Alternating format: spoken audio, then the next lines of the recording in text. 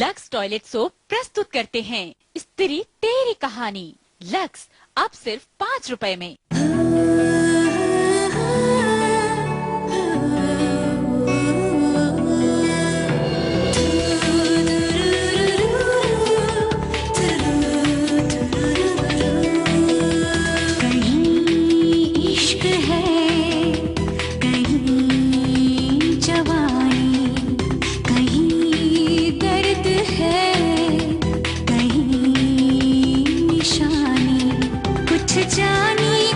पहचानी सुनो औरत की ज़बानी, हासी तेरी कहानी, हासी तेरी कहानी।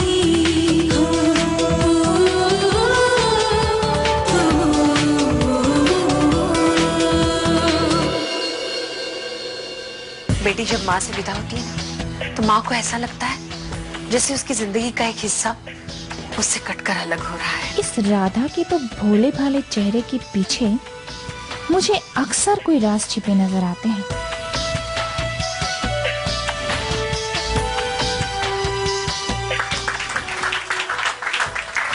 आप फट से मेरे हाथ में 11,000 रुपए रखिए और झट से जूते आपके पैर में। जल्द से जल्द ये शहर छोड़कर किसी ऐसी जगह चले जाओ जहाँ से तुम्हारी कोई भी खबर किसी भी सूरत में यहाँ तक ना पहुँचे। बेटी की विदाई तो हो गई, अब आप मुझे भी इजाजत दीजिए।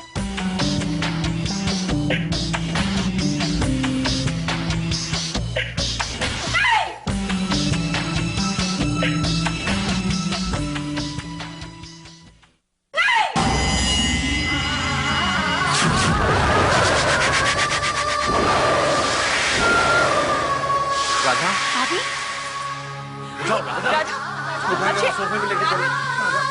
राधा,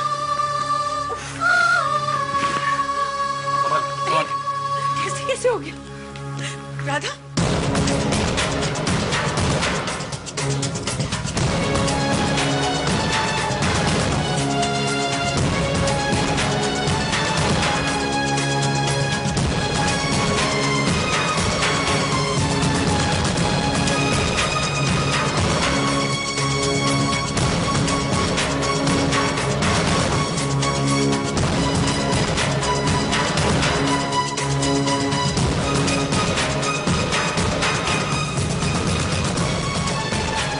रवि, डॉक्टर को फोन करो बेटा जल्दी से।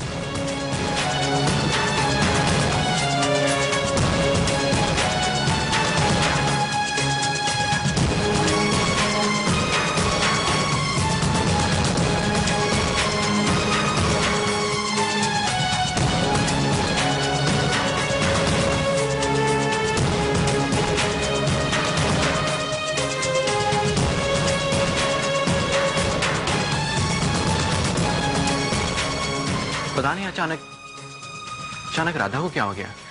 भैया, भाभी की तबीयत पहले से खराब थी ना।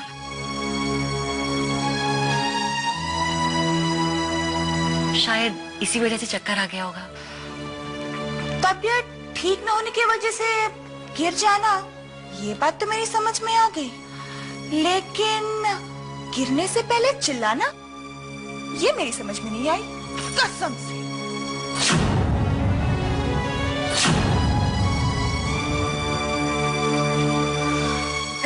भाभी, मुझे पता है आप लोग की समझ में तो आ गई, लेकिन आपकी और मेरी समझ अलग अलग है, कसम से। ललिता,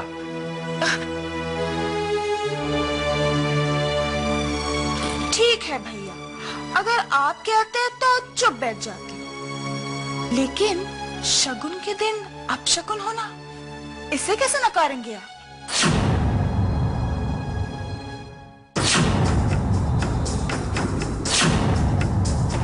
वैसे मुझे तो लगता है कुछ और ही टेंशन है, कसम से।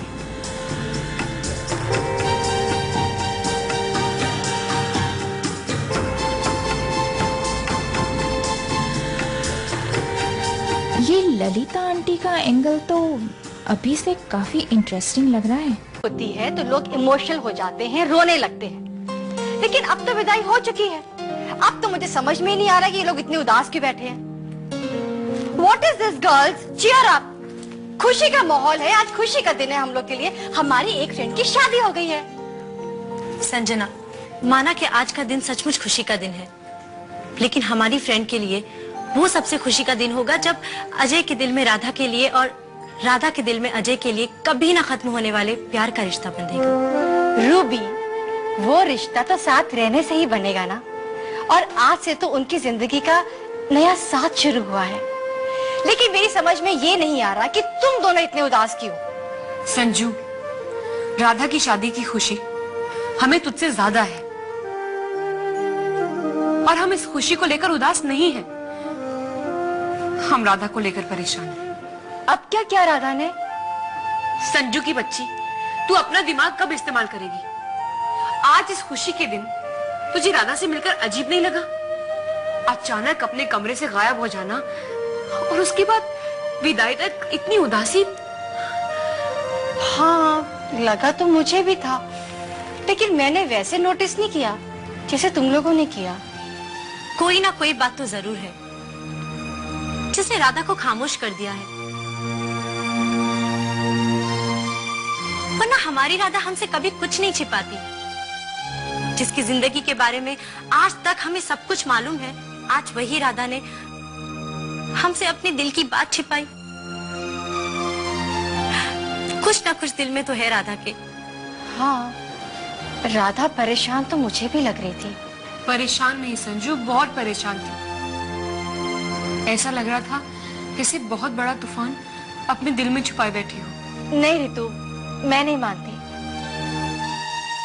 मैं नहीं मानती कि राधा हमसे कोई भी बात छिपा सकती है। तुम दोनों बेवजह ये सब सोचकर मायूस हो रहे हो। ऐसी कोई बात हो ही नहीं सकती। रितु, जिन हालात में राधा की शादी हुई है, हो सकता है पिछली बातें सोचकर वो परेशान हो, इसलिए इतनी खामोश हो। सोचना, अगर ऐसी कोई बात होती तो वो हमें जरूर बताती। संजू, अगर कोई बात ना होती तो आज हमें ऐसा महसूस नहीं होता यार। जिस राधा ने हमसे ये सच्चाई छुपाई है, जब तक ये सच्चाई राधा हमसे शेयर नहीं करेगी ना, देखना उसके दिल को चैन नहीं आएगा। पता नहीं यार, वक्त भी राधा के कैसा इम्तिहान ले रहा है। आज पहली बार हमारी दोस्ती के बीच एक फासला पैदा हुआ है, और ये फासले को खाई में बदलने से पहले हमें खत्म करना होगा।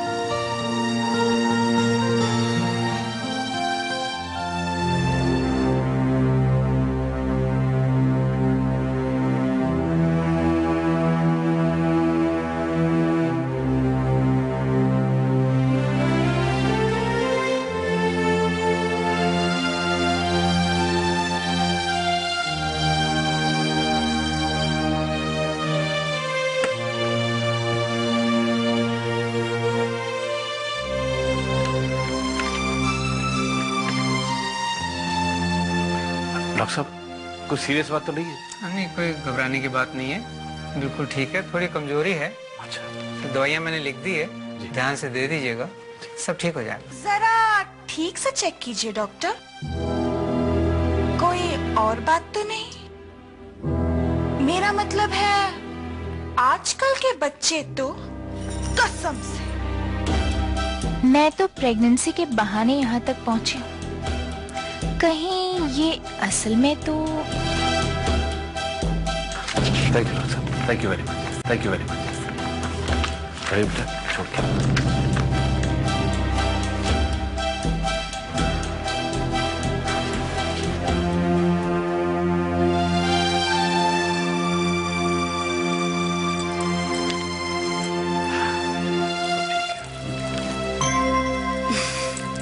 ये क्या भाभी, आपने तो मेरे भैया की जान ही ले ली।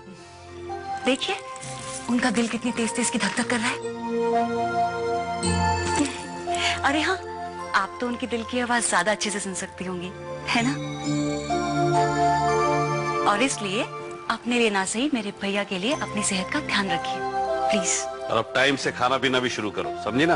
वरना मेरा दोस्त कहेगा कि मेरी बेटी को भूखा मार दिया।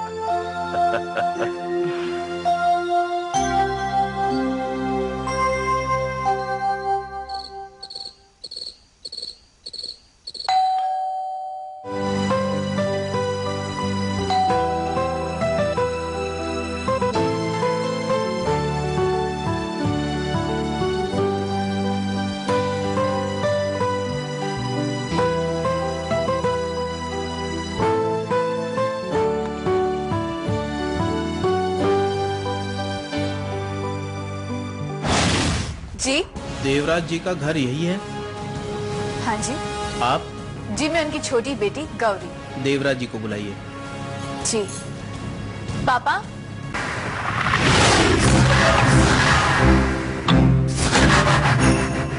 और उसकी जेब से जो मोबाइल फोन बरामद हुआ है, उसका आखिरी कॉल आपके घर के नंबर पर डायल किया गया था। कैसी बात कर रहे हैं?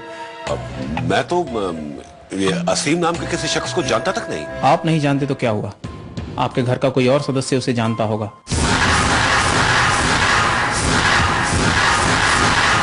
और फिर हमारी इस छानबीन से यह साफ हो चुका है कि मरने से पहले उसने आपके घर में किसी से बात की थी। अब जानना यह है कि वह शख्स है कौन।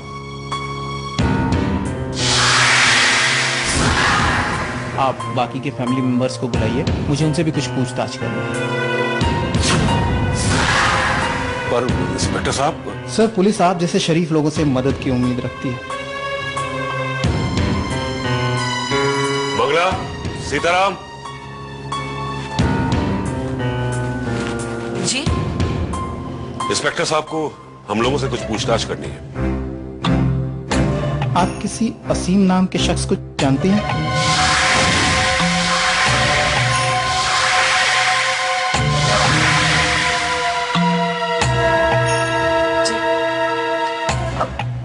जी नहीं तो।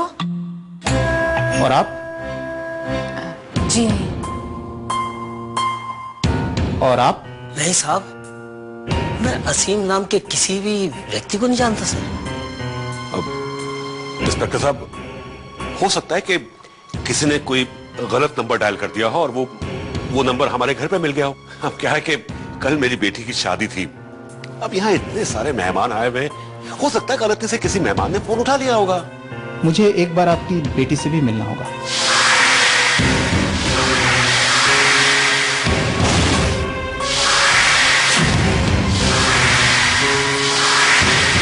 साहब, कल ही मेरी बेटी की शादी हुई है। अभी तो वो अपने ससुराल के मेंबर से ठीक से मिल भी नहीं पाई होगी, और ऐसे में आप जाके उससे पूछताछ करेंगे तो वहां अच्छा नहीं लगता है। आप घबराइए नहीं, पुलिस का काम रिश्तों को बिगाड़ना नहीं है, समाज को सुधारना है। और फिर सच को किसी से डरने की जरूरत नहीं है।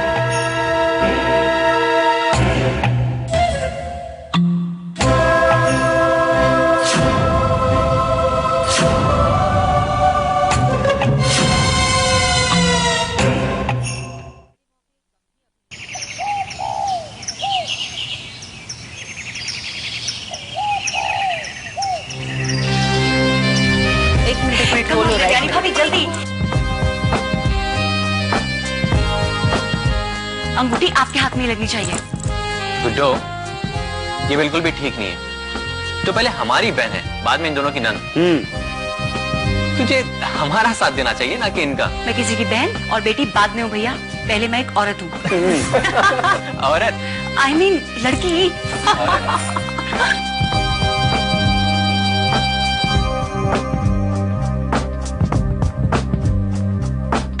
यस, देवयानी भाभी आपने कर दिखाया।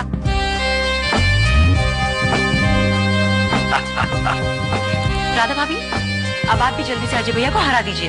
अजय, अब हम मर्दों की इज्जत सिर्फ तुम्हारे हाथ में है। जल्दी।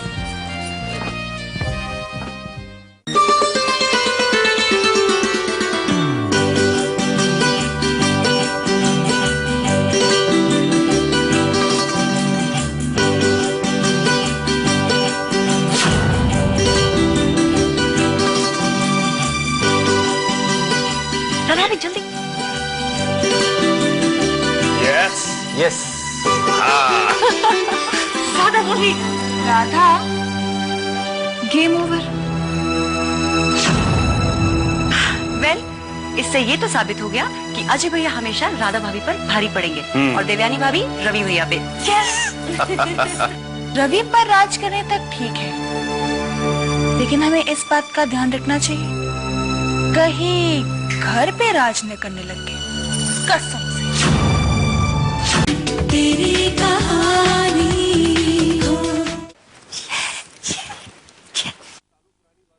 यस।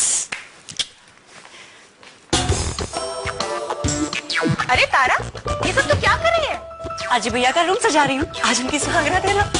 बस अब एक तू ही रह गई ये सब करने के लिए। क्यों, इसमें क्या बुराई है? बुराई क्या है? शर्म हया नाम की कोई चीज है भी या नहीं? लीजिए, आ गई शर्म और आ गई हया। संभालिए ये मोचा बाप, कसम से। अमेरिका में पढ़ लिख कर ये बच्चे न जाने क्या क्या सीखते हैं। तो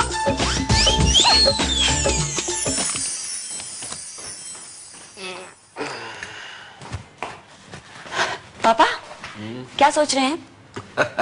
कुछ नहीं बेटा, वैसे ही बस शादी की थकान है थोड़ी। मैं आपके लिए गरम गरम कॉफी बना के लाऊं? नहीं, तू आ इधर आ मेरे पास, यहाँ बैठ। कब?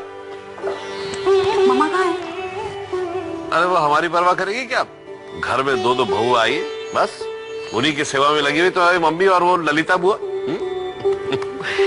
बस एक बात माननी पड़ेगी तुम्हारी मम्मी, भाई उसने अकेले ही पूरी शादी का इंतजाम संभाल लिया। मतलब मैंने कुछ नहीं किया? अरे नहीं भाई, अगर तू नहीं आती ना तो इतनी फुर्ती कहाँ से आती उसमें? अगर मैं नहीं होती ना तो इतनी शानदार शादी नहीं हो सकती थी। पर एक बात तो है पापा, ऐसी शादी बहुत बरसों बाद देखने को मिली है। तुम्हारे अमेरिका में नहीं होती ऐसी शादी? होती है, लेकिन ऐसी नहीं होती। अब तू देखना, जब तेरी शादी होगी ना, देखना इससे भी ज्यादा शानदार शादी होगी तेरी। पापा, मैं यहाँ शादी करने नहीं आई हूँ, बल्कि एक ऐसा काम करने आई हूँ जिससे कि मेरी फैमिली और मेरा दोनों का नाम रोशन हो। क्यों, अभी नहीं है क्या? अरे तेरे दोनों भाइयों ने ऐसा काम संभाला है कि मैं भी नहीं संभाल सकता। आजा ने जो लंदन में काम शुरू किया है ना, मैं तो सोच रहा हूँ कि मैं और कविता लंदन शिफ्ट हो जाए। नो पापा, मैं अभी तो यहाँ पे आई हूँ और आप वहाँ जाने की बात कर रहे हैं। नो। अभी नहीं बेटा, अभी उन्हें मैरिड लाइफ में जरा सेटल हो जाने दे, और फिर तेरी भी तो शादी करनी है। फिर वही बात, मैं जाऊँ? अरे रुक जा, अरे भाई तेरी जैसी लड़की के लिए ऐसा लड़का ढूंढना पड़ेगा जिसे ढूंढते ढूंढते 15-20 साल तो लग जाएंगे ना।